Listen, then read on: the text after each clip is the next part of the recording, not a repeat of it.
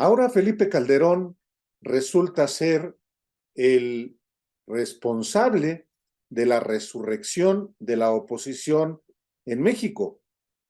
A ver quién se la cree. Pero en realidad, ¿qué es Felipe Calderón? Bueno, es el narco Felipe Calderón. De eso se trata el día de hoy, mi columna Historia de lo Inmediato. Dos crímenes involucran estrechamente en las complicidades con el narcotráfico a Felipe Calderón y a Genaro García Luna, su mano derecha. El asesinato a balazos del general Mario Arturo Acosta Chaparro, negociador de ese gobierno con los cárteles de la droga, y el encarcelamiento del también general Tomás Ángeles Daguajare, subsecretario de la Defensa Nacional.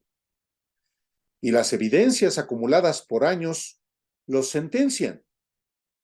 En su embustera guerra contra el narcotráfico, que instauró en México una era de violencia y muerte, Calderón tomó partido por el cártel de Sinaloa y García Luna, su socio y poderoso secretario de Seguridad Pública, solo cumplió órdenes. Aunque el juicio contra García Luna en Estados Unidos no lo ha imputado directamente, aunque el dinero sucio lo alcanza, Calderón es el principal responsable de la estrategia para consolidar al cártel de Joaquín El Chapo Guzmán e Ismael El Mayo Zambada como el principal, mediante el combate a sus enemigos, los Beltrán Leiva y los Zetas, luego de que fracasó su intento para poner de acuerdo a todos los grupos criminales en la distribución del territorio del país. Gracias a sus cómplices en los medios de comunicación, Calderón ha logrado ocultar las negociaciones que hizo con los jefes de todos los cárteles de narcotráfico a través del general Acosta Chaparro, el militar que desde los 70 fue uno de los principales represores de los movimientos sociales y de los grupos guerrilleros, y que él envió como su emisario para implorarles que ya no se pelearan entre sí. Acusado de narcotráfico por el gobierno de Vicente Fox, Calderón sacó de la cárcel a Acosta Chaparro y le devolvió con honores su grado de general brigadier para encomendarle, a través de su secretario de Gobernación, Juan Camilo Mourinho, entrevistarse con todos los jefes del narcotráfico, cuyos detalles conoce como nadie el abogado José Antonio Ortega Sánchez. Me dijo el propio Ortega Sánchez, el general estaba tratando de calmar la violencia que había en el país a encargo de Mourinho y los anduvo visitando. Yo le pregunté al abogado, ¿y cuál era el objetivo? Me respondió, el general me dijo que el encargo de Mourinho era pacificar al país. Era decir, bájenle a la violencia y cada quien quédese con su plaza. Hagan su negocio, que siga adelante, pero bájenle a la violencia. Ese era el mensaje. Esto se lo dijo el general Acosta Chaparro al abogado Ortega Sánchez.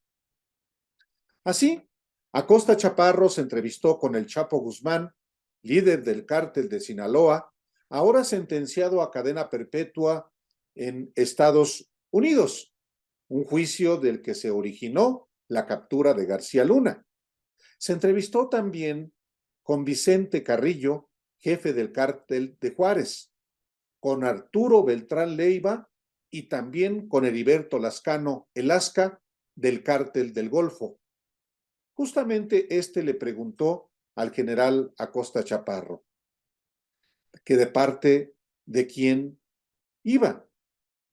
El militar le respondió, mira pendejo, te viene a ver un general del ejército, no puede venir de nadie más que de parte del presidente. Esto le respondió. La negociación con los narcos fue un fiasco. los Beltrán Leiva se resistieron a pactar porque Calderón y García Luna ya estaban a favor del cártel de Sinaloa, y con la muerte de Mourinho, el 4 de noviembre de 2008, se terminó de romper la interlocución con todos los criminales, sobre todo con los que eran enemigos de los Chapos. Después de la muerte de Mourinho, conocí al general, me dijo Ortega Sánchez, y comenzamos a tener una amistad muy cercana. Me empezó a confiar todo esto. En varios medios ha salido esto sin fuente, y la fuente soy yo. Esto me dijo el abogado Ortega Sánchez, quien afirma que el Chapo Guzmán se convirtió en el favorito de Calderón, cuya violencia la causó por la protección de García Luna, como quedó claro, lo hemos visto, en el juicio en su contra en Estados Unidos. Como parte de la trama para ocultar las negociaciones y el pacto de Calderón con el cártel de Sinaloa, se cometieron otros crímenes, como los cometidos contra los dos generales del ejército.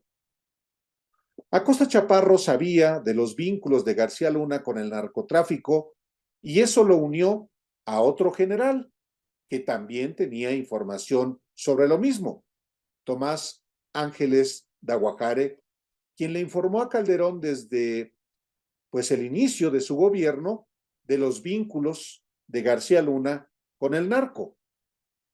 Esta información la compartían ambos generales con el abogado Ortega Sánchez, quienes se reunían frecuentemente. Y el último encuentro de los tres fue el 19 de abril del 2012 en el restaurante del Lago en Chapultepec.